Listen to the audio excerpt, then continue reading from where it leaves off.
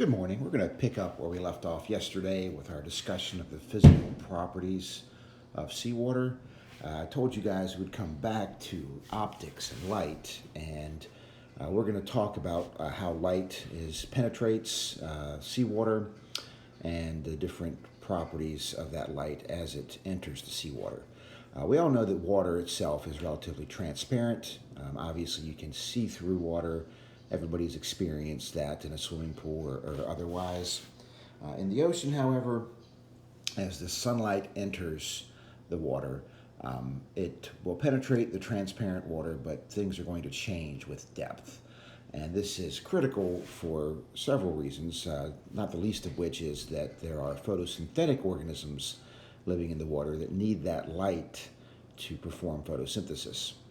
So, seawater, of course, isn't just simply pure water. There's a number of different dissolved and suspended things in seawater. Stop and think about what some of those might be and how those might affect seawater. We talked about some yesterday. Obviously, the dissolved salts and other things will affect the transparency of seawater. More importantly, anything that's suspended in the water, like cells, phytoplankton, bacteria, zooplankton, that's definitely going to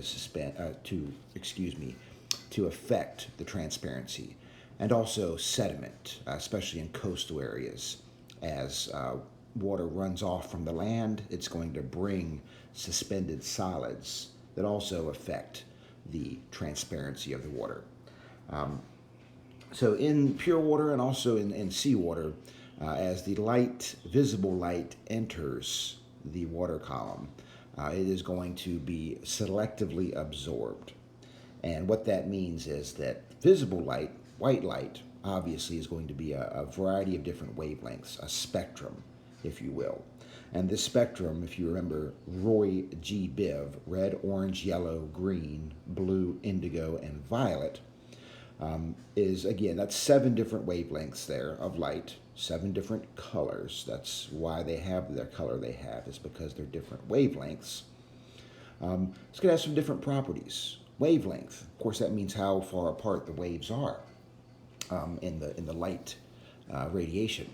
And with the Roy G. Biv, and let me write that down for you guys real quick, just in case you don't remember. So ROY GBIV. So on the red side, these are going to be the longest wavelength. Think about infrared, which is one step above red. So the longest wavelength waves, and also the lowest energy, because the waves are farther apart. On the violet side, think about ultraviolet, which is one step above violet. You're going to have the shortest wavelengths. So this is going to be the highest energy, the most intense, if you will. That's why you get a sunburn when you're exposed to ultraviolet radiation. All right, so again, we'll see in the next slide that these different wavelengths and different energies have a consequence on how light penetrates the ocean water. All right, so this is a visual representation of what I just said. As you can see, visible light is hitting the surface of the ocean, and the more intense wavelengths, the higher energy ones, like blue, are going to penetrate deeper. The less intense wavelengths, like red, are going to not go as deep. Now, violet is an exception, and that is because a lot of violet and ultraviolet radiation is absorbed by ozone, our natural sunscreen up in the atmosphere, and since it's absorbed, there's not as much to penetrate the ocean surface. So again, if you see this, the reason why the ocean is blue is because blue light is absorbed the slowest, and red light is absorbed right away. So if you think about it, this has a consequence in terms of photosynthesis, the pigments that organisms use, and what colors they absorb and reflect in the ocean. So that's a little bit about light. We're going to continue our discussion with another chemical property of water, and we're going to tie this all together with a discussion about the carbon cycle. So in addition to dissolved salts, actual solids in seawater like sodium and chloride that are going to be pulled apart by the universal solvent nature of water, there's also dissolved gases. And the same thing applies. Water is polar. It's going to have opposite charges, and opposites attract, and it's going to also interact with gases as well. Now, some gases obviously are going to be charged and are going to, such as oxygen, and are going to interact with seawater. Some, like CO2, are nonpolar, but they can still dissolve in water through simple diffusion, right? We all have learned diffusion back in life science or earlier, and when, of course, there is more of something in one area, then assuming there's no barrier to its movement, it's going to equilibrate or equal out over that area. And the same thing happens with the atmosphere and ocean interface, meaning that if there's more gases, a higher partial pressure, if you will, in the atmosphere than the ocean, then gases will move into the ocean, into the water, and dissolve. Let's think about the opposite. So if there's more or a higher partial pressure of gas in the water, in the ocean, than the atmosphere, then gas is going to move from the water to the atmosphere. And we can think about, for example, a bottle of soda, right? It has, much like the ocean, it has carbon dioxide dissolved in it, carbonated beverage, if you will. And of course, if you remove the top, and those contents, of course, were under pressure, then some of it's going to fizz out. It's going to diffuse across into the atmosphere. The same thing happens in the ocean.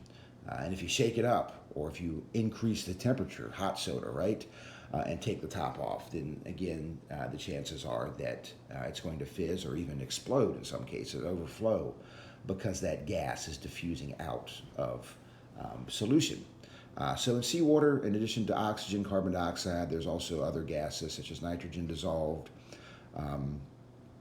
And of course, you have this equilibrium of gases going across from the atmosphere to the ocean and vice versa. This is extremely important. The ocean obviously helps to regulate the gases in the atmosphere, which also affects the Earth's climate because of the greenhouse effect and other things. We all know that biology affects this as well because oxygen is produced during photosynthesis. So it accumulates in our atmosphere, or it has accumulated. Obviously, terrestrial plants produce a lot of oxygen, but also in the water, the phytoplankton and other photosynthetic organisms are going to produce oxygen as well. So there's a constant exchange between the ocean and the atmosphere. And of course, the organisms in the ocean are going to acquire oxygen slightly differently than those on land that have lungs that are adapted to the air, but they still need it. And if there's not enough oxygen in the water, then of course they die. And some of it's produced by the photosynthetic creatures in the water. Some of it diffuses across from the atmosphere, and mixing processes like waves and wind help to mix that oxygen in to the ocean. Carbon dioxide, of course, the reverse process of cellular respiration is going to release carbon dioxide. And of course, we know that carbon dioxide has certain effects on the ocean, and we're going to transition in the next few slides into talking about carbon and carbon dioxide. So carbon, of course, is the atom or element of life. And there's a reason for this chemically. So if we take a look at the carbon atom, and again, some of you guys may remember the chemistry of carbon. The carbon atom itself, so if we draw the nucleus of carbon, it's going to, of course, be surrounded by a couple of electron shells. And does anybody remember the atomic number of carbon? All right, if you said 6, then you are correct. So that means in this nucleus there are 6 protons and 6 neutrons, which I'm not going to draw. And if you have 6 protons and the atom isn't charged, so this is not an ion, then you're going to have how many electrons? If you said 6, then you're also correct there. So we all hopefully remember that we need 2 electrons in the inner shell to make an atom stable. If you subtract those 2 from the 6 that carbon has, that leaves you with 4 in the outer shell. So 1, 2, 3, 4 in the outer shell. And if you remember from previous courses, in the outer shell of any particular atom, you're going to need 8 to be stable and to be happy electrically. And as you can see here, carbon can go either way. It's kind of like the switch hitter of the atomic world. It has 4. If it gave up 4, it would be happy. If it gained 4, it would be happy. However, it's really hard to give up or gain 4 electrons. So, which of course, giving them up or gaining them completely is a transfer. And that's what kind of chemical reaction? If you said ionic, you're correct. It's an ionic or transfer of electrons. That doesn't happen with carbon, not very often anyways. Instead, carbon tends to share. It tends to form covalent bonds. And it can form covalent bonds with almost anything because, again, it's very versatile, very versatile. And this makes it the element of life. This gives it, again, that versatility that allows it to form the backbone of organic molecules such as proteins and lipids and carbohydrates and nucleic acids. And of course, it's going to be part of this cycle in which life is involved. Life is, well, involved and has evolved too. Life is just a small part, the biosphere. Carbon is going to cycle through the atmosphere as an inorganic form, so non-living, that's carbon dioxide. That's also going to dissolve in the ocean as well. In the ocean, you're going to find carbon dissolved as bicarbonate and carbonic acid. You're going to find carbon in the rocks, the geosphere. It's also going to be found, in addition to living things, which we call the biosphere, cycle back into the air, the atmosphere. And biology is involved in short-term cycling of carbon, and this is done through photosynthesis, in which CO2 is converted into organic carbon compounds, and of course respiration, in which organic compounds are converted back into CO2. And remember, plants are producers, as well as some microscopic creatures are going to perform photosynthesis, the autotrophs, and of course consumers, decomposers, and even producers themselves have to respire. So they're going to be producing carbon dioxide through cellular respiration. So that's a basic overview of the carbon cycle. If we shift here and take a look at it visually, then you can see some of these reservoirs. I'm going to circle them in red. I told you that the atmosphere is a reservoir. So the boxes in white represent where carbon is stored or where it's found. And it's found in the atmosphere as what molecule? If you said CO2, then that's correct. In the ocean, it's also going to be found as CO2, in addition to several other molecules. Real quick, I'm going to demonstrate that for you. So if we have CO2 coming in from the atmosphere through diffusion, then we're going to have that reacting with water. And you're going to get HCO3 minus, which is bicarbonate. See, we put a minus in there. It's an ion. It's dissolved.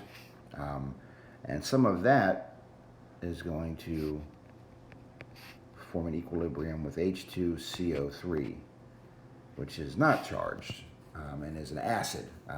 It's also going to still be dissolved, so technically it will ionize. But again, this isn't chemically balanced, but it just demonstrates some of the species that you find in the ocean. So that CO2, the HCO3 minus, which is the bicarbonate ion, and the H2CO3, which is carbonic acid, which we're going to talk about in a minute. All right, so that's the ocean. We also have this other white box over here. And it says dead organisms and animal waste. All right, so, it doesn't really include it, but let's also talk about the living organisms as well. They should have their own white box. All of that makes up the biosphere, that organic carbon, right? That's temporarily stored in organisms. And of course, when the organisms respire, then they're going to send some CO2 back into the atmosphere. Same thing happens when they die and decompose. Decomposers, which are also heterotrophs, are going to convert the dead organism into CO2 as well. However, there's also some interaction with the geosphere. So real quick, I'm going to circle the geosphere down here, and it doesn't have a box for it, but that also, in addition to sediments, it includes the rocks, and carbon is stored there as well, in things like calcium carbonate, limestone, right? And other carbon compounds, or carbon rocks as well. The dead organisms, if they are buried and subjected to enough heat and pressure, right? Because the farther down they're buried, the more stuff is on top of them, and the more pressure is applied. And the farther down they go, obviously the closer to the mantle, and the more heat as well. So if enough heat and pressure is applied, if too much heat and pressure, if a whole lot is applied, they'll turn to rock. But initially, they're going to turn into fossil fuels, things like natural gas, oil, and coal. And again, these are going to be dead organisms, so dead plants and animals that have been subjected to heat and pressure and been buried and not allowed to fully decompose into CO2. If you look at CO2, so I'm just going to draw it out even though it's on here several times. If you look at CO2, and we're talking about carbon, what else do you notice there? All right, so if you said O2, then you're right. So CO2 is produced in the presence of oxygen. There has to be oxygen there. And obviously cellular respiration, which is what we do, right? We release CO2 when we burn our food, our carbon-based food, that's sugars and proteins, things like that. And we're attaching oxygen to it because we're breathing it in through our lungs to help to react with our food and release its energy. So there has to be oxygen there. If somehow, same thing happens in decomposition, right? Because essentially a decomposer is just feeding on a dead animal or plant, a dead organism, right? And it's still going to be producing carbon dioxide. But if for some reason there's no oxygen there, like say for example, in an ancient swamp, there's a flood, there's dead trees, dead grass, dead plants and animals. They get buried during a flood, covered in sediment, and this has happened a lot during certain periods of the Earth's history. There will be no oxygen. So aerobic decomposers cannot act on that organic material. And it gets buried and buried and buried and subjected to more heat and pressure. And that's how we get fossil fuels. So the biosphere, the carbon in the biosphere, is going to be transferred into carbon in the geosphere. And that's a natural process. It's, again, nature has, evolved, if you will. The Earth cycles have evolved to store carbon here, to sequester it for a long period of time. And it eventually will come back up through uplift and other, plate tectonics, geological processes. Eventually it will come back to the atmosphere and back into the cycle, but it's supposed to be stored there for, millions of years, which means that if some organism were to come along and in 200 years find all of that fossil fuel carbon and bring it up to the surface and burn, combust, oxidize that carbon into CO2, then that's going to introduce a lot more CO2 into the atmosphere than is naturally supposed to be here. And that's what's happening with the combustion or burning of fossil fuels. In 200 years, we have essentially moved this entire reservoir back into the atmosphere. And that's problematic because obviously CO2 is a greenhouse gas. It is Earth's blanket. It's going to regulate temperature through absorption of infrared heat energy. And if we add too much of it, add CO2 that's not supposed to be there, then obviously that can increase the temperature of the Earth and have all sorts of effects. So we're going to move on now. And I said in 200 years, since the Industrial Revolution started, that's when most of the additional CO2 has been added. But we started clearing forests in about 1750. Why would clearing a forest have an effect on CO2? Think about it. And if you came up with two reasons, that's really good because there are two main reasons. Number one, that's less CO2 for the forest to take up from the atmosphere through photosynthesis if the forest has been destroyed. And sort of a double whammy is not only can it not take it up, but all the carbon that's in that forest, when you burn the forest or let it decompose, is released back into the atmosphere as CO2. So because of this, CO2 concentrations have been increasing dramatically. Since 1960 or so, it's been since we've been able to accurately measure it with instruments, not have to use ice cores and other things to tell us the CO2. We've seen about 1.5 parts per million per year. And nature can't keep up with this amount of CO2, even though the ocean tries to dissolve. And I say try, it obviously doesn't actively try anything, but diffusion works to dissolve CO2 into the ocean. Plants are going to obviously, since there's more CO2 and they're fertilized, they're going to grow faster and try to take up more. And same thing with the geosphere.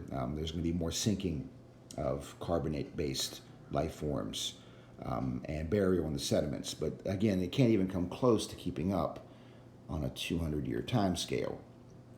So what we see here is in the last 1,000 years, so CO2 was stable. It's been stable for 10,000 years, honestly, at around 280 parts per million.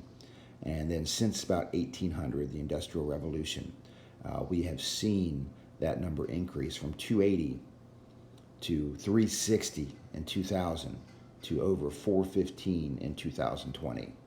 Those are numbers that have never been seen since humans have been on Earth. They've been seen in other periods of the Earth's history, and things were much different. Life was much different on Earth. And the big concern is, okay, right now we've increased CO2. We see some changes in temperature. And, it's arguable whether they're, good, in quotation marks, or bad. I guess nobody really wants to go into the next ice age. But it's part of the natural cycle. And if that cycle is a series of ups and downs, when we reach the next up, right, the next inflection point, we're going to be at a higher level than we were before, and it's going to continue past that natural maximum that it would have been. It's going to overshoot it, and we don't know what's going to happen. All the models show catastrophe, drought, scorching temperatures, desertification, wildfires. I know this is controversial stuff. Hurricanes. And again, I don't want to preach doom and gloom or necessarily try to be alarmist about it. But again, the science is clear. We understand how it works. We don't know the exact effects. We're not going to say, oh my gosh, this is going to happen. But we have to prepare for it, and we have to understand it, and we have to not bury our heads in the sand and try to figure out a solution. So that's the science behind CO2. Again, here's another look at CO2 since 1960. So these are the actual measurements. Actually, 1958 is when Charles Keeling started measuring carbon dioxide at the Mauna Loa Observatory in Hawaii. And he has seen, obviously, that increase. In this case, this goes to about 2012, so we're up about 392 or so parts per million. Again, it's up to 415 now. We see, again, this steady increase year to year, which, again, is not the current natural state of things. This is all due to release of that fossil fuel carbon dioxide. And again, all the evidence is clear on this. This isn't debatable. It's increasing. We know that. The debate is over, what the effects are, and well, there's a lot more to the debate than just science, unfortunately. All right, so if you look at the blue line, you see a natural fluctuation within each year. There's a peak and a valley every year. And, again, looking at that, you may wonder why that is. And I'm going to explain to you here in a second what that means. All right, so I've imported an image of the world, a world map. And this will help us to understand that blue line. If you look at that blue line, it goes up once per year and goes down once per year. And these are CO2 concentrations. All right, so that's what's on the y-axis over time, right, over years.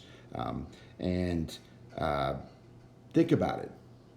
CO2 concentration, what might make it go up and down every year? What changes every year? If you said seasons, then you're correct. Seasons change, and there's a reason for that. And other things change as the seasons change, right? The temperature, the amount of sunlight. And if we're talking about CO2, we know that CO2 is involved in photosynthesis and respiration. And we know that's affected by sunlight. So if you really start to think about it, when would CO2 be the highest? And you might be tempted to say, oh, it'd be the highest when photosynthesis is the highest. But wait a minute. Photosynthesis takes up CO2. It doesn't release it. It's always tempting to say one thing is high or another thing's high.